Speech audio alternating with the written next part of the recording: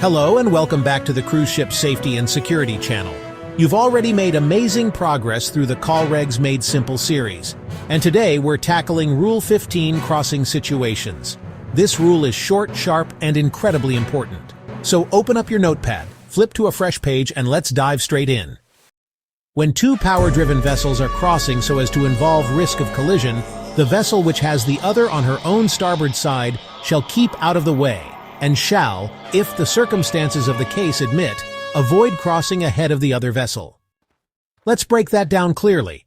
If you're in a crossing situation, and there's a risk of collision, the vessel that sees the other on her starboard side is the give-way vessel. That means, if the other vessel is on your right, your starboard side, you give way.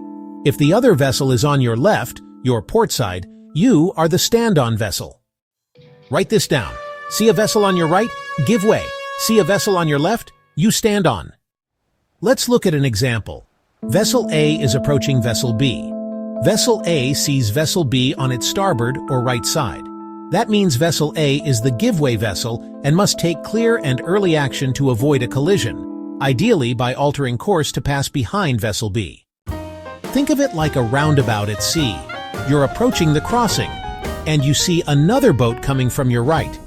Just like at a road junction, you give way. If the other boat is coming from your left, they give way to you. Simple. Quick recap. Rule 15 made simple. This only applies to power-driven vessels. There must be a risk of collision. If the other vessel is on your starboard or right side, you give way. Don't cross ahead. Alter your course early and pass safely astern. That's it for Rule 15, and I told you, it's short and sweet. But it's also one of the most critical rules out there, especially when you're navigating in coastal waters or busy shipping lanes. Just remember, right equals give way, and you'll stay safe and confident at sea. Organize your notes, review that diagram, and I'll see you in the next video, where we move on to Rule 16, action by the give-way vessel.